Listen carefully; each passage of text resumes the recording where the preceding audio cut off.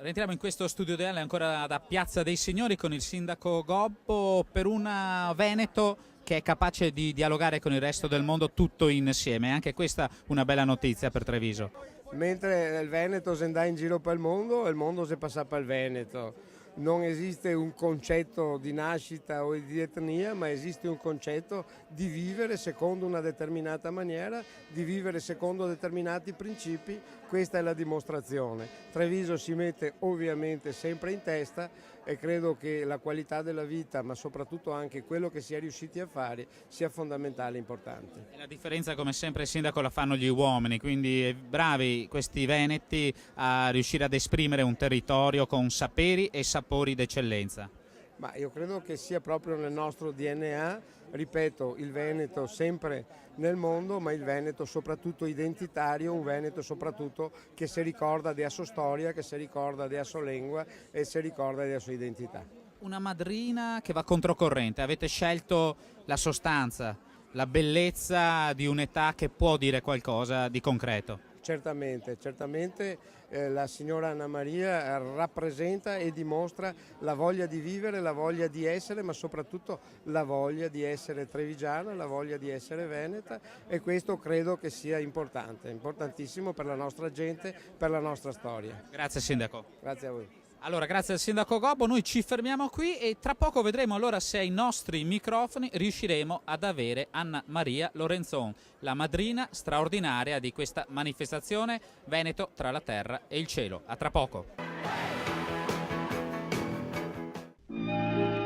Anche le castagne sorridono alla vita. Con questo motto, per il quarto anno consecutivo, il ristorante Da Gerri a Monfumo ha ospitato un'importante cena di solidarietà a favore della Lilt.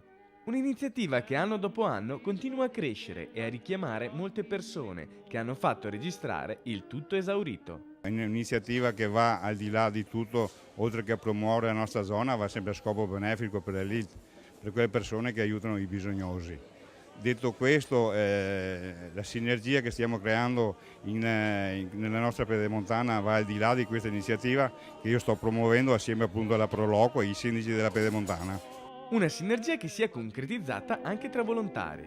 Presenti infatti quelli della Proloco di Pederobba tra gli ideatori della serata. Ai nostri microfoni il presidente Manuel Bresolin. La scelta di Gerry è nata perché Gerry si è presentato, è stato lui uno degli ideatori di queste due rassegne, perciò abbiamo scelto la castagna perché appunto il periodo e l'ambiente è l'ideale, quindi la castagna innanzitutto come mezzo di comunicazione, come mezzo di unione e vedete quanta gente c'è qui. Quindi...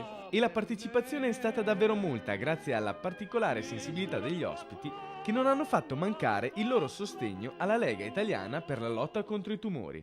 Presente con il presidente provinciale, il dottor Alessandro Gava. Il nostro grazie perché è proprio in questa terra in cui il volontariato è ricco e fecondo che ci permette di mantenere vive tutte queste iniziative che noi realizziamo a favore della gente. E non sono mancate nemmeno le istituzioni. A sottolineare l'importanza della serata, sia per l'ottimo menù che per le indiscutibili finalità, il vice sindaco di Monfumo, Elisa Piccoli. Abbinare prodotti tipici alla solidarietà ricorda anche come sia questo territorio, perché questo territorio è solidale e quindi è un ottimo abbinamento. E la provincia di Treviso ha rinnovato il suo impegno a favore di iniziative come questa. Ai nostri microfoni l'assessore Michele Noal. Abbiamo il compito e il dovere morale, oltre che proprio istituzionale, di far crescere ancora di più queste iniziative, di metterle in risalto e non a caso insomma tutti gli assessorati, compreso quello dell'agricoltura con le delizie d'autunno, compreso quello delle attività produttive, insomma tutti insieme stiamo lavorando proprio per questo. Rieccoci allora in Piazza dei Signori per presentare questa testimonial e chiediamo la collaborazione del sindaco Gobbo. Ma testimonial della nostra bellissima città, della nostra meravigliosa gente, la signora Anna Maria, che ripeto ha una meravigliosa figura, ha una testa eccezionale, ha scritto un libro 2 anni fa eccezionale, credo che questo dimostra che a Treviso si vive bene e che a Treviso si sta bene. È così signora Anna Maria? E anche sono buona gente a Treviso e tutti intelligenti. Oh, là. In questo libro cosa ha scritto allora? È scritto tutta la mia vita, da bambina, da nata fino ai 96. E com'è questa vita? Com'è stata questa vita? Bella, lo deve leggere perché è molto bello. Quali sono i valori? Ho fatto tanti viaggi, ho fatto anche una crociera io con mio marito, mi piaceva, sognava sempre alto, con questi bambini si sogna sempre di andare a vedere paesi, città, e ora girare molto. Un modo per crescere allora. Oh, Quali sono i valori che vogliamo raccontare ai giovani? Che valori devono seguire? giovani, sì, che studiano tanto, che sia buoni anche.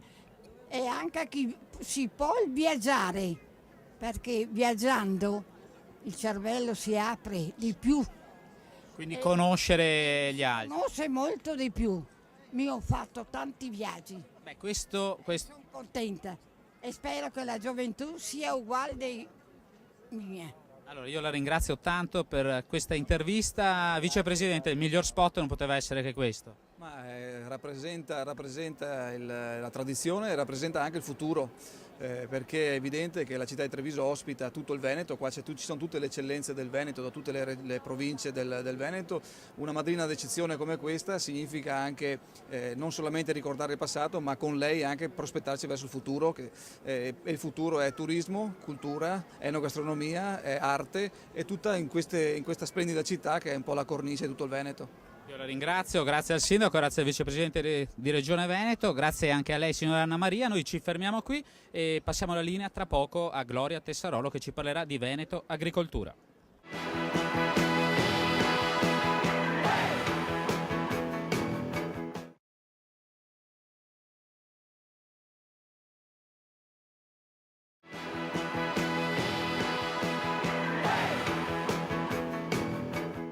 Ben ritrovati, seconda parte di Cronache Trevigiane. Tra la terra e il cielo non c'è solo il Veneto e i suoi prodotti, ma anche la sua agricoltura. Siamo infatti a Legnaro, Padova, siamo ad Agripolis, quello che è il quartier generale di Veneto Agricoltura, perché oggi si festeggia il 10° compleanno del braccio operativo della Regione Veneto.